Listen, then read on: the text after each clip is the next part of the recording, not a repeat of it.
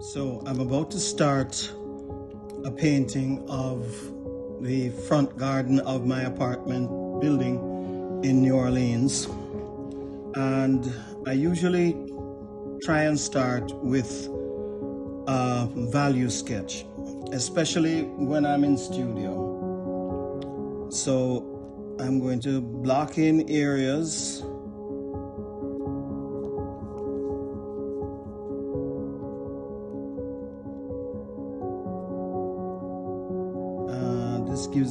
This will give me an idea of my composition and also where I'm placing my lights, darks, etc. I try and keep this very fluid and quick.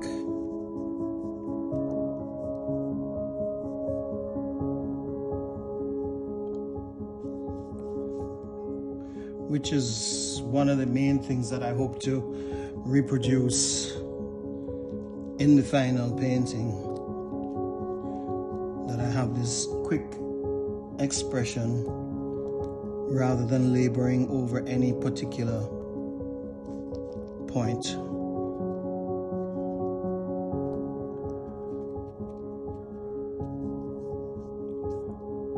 I'm putting down my lighter tones first.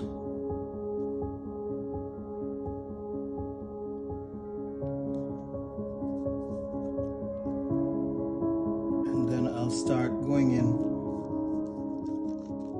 with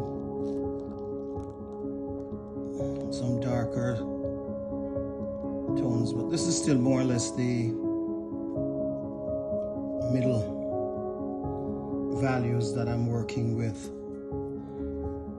The trick is going to be to simplify as much as possible.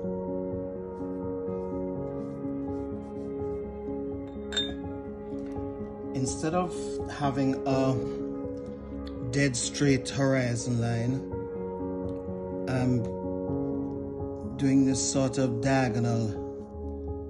It gives me a bit more visual interest, not to mention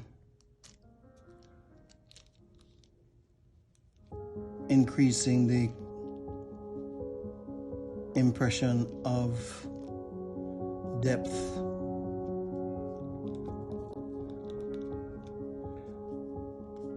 So those are more or less my middle tones that are going in.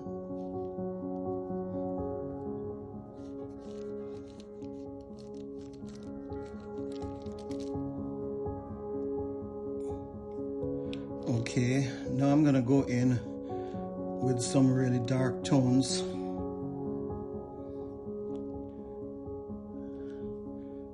Flood them into my area. That's the beauty of watercolor. You will learn to let the paint be the boss.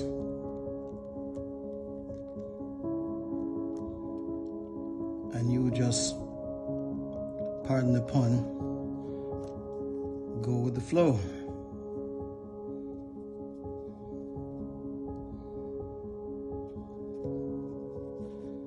So, give myself a few verticals, which, aside from being there in the actual statue, helps me with my composition again.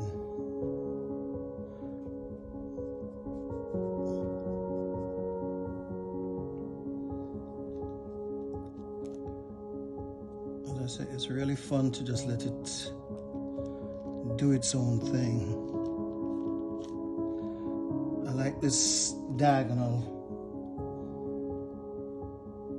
as I said, giving a bit of depth, and it's a more dynamic composition.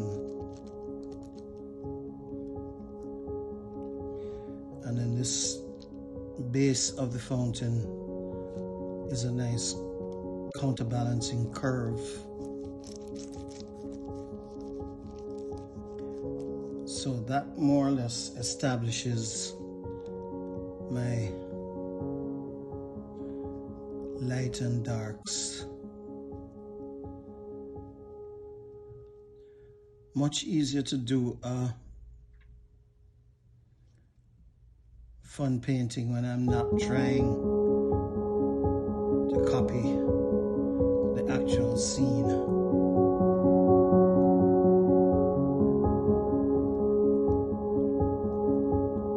So here you get a good idea of the areas that I want dark.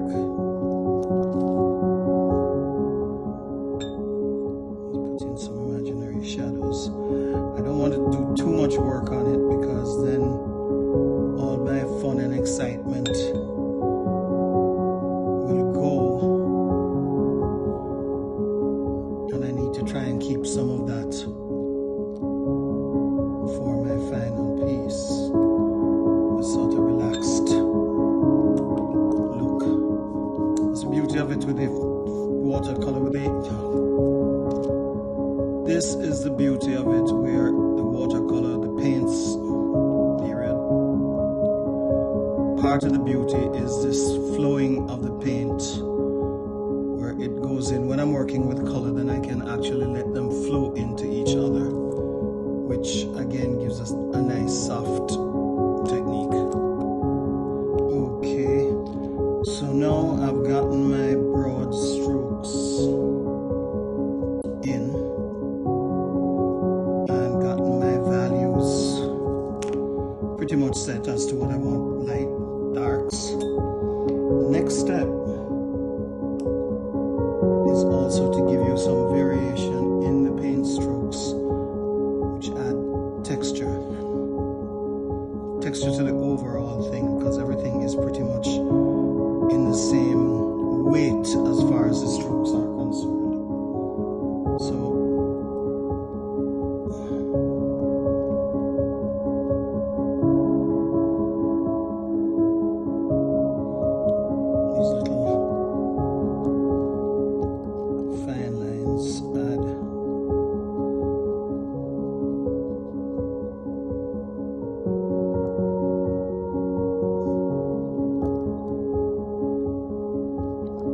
start to bring it to life.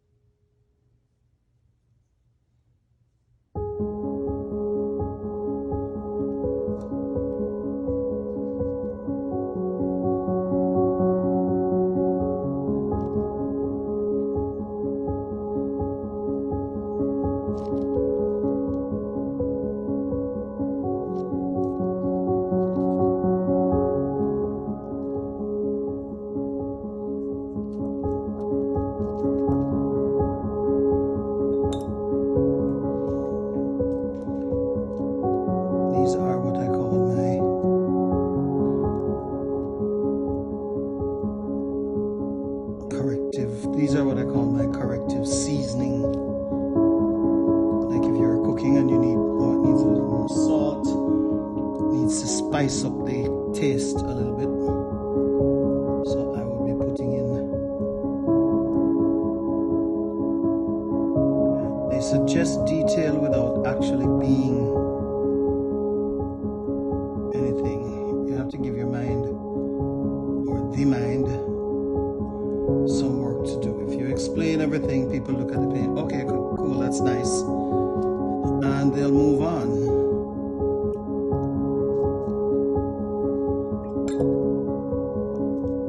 So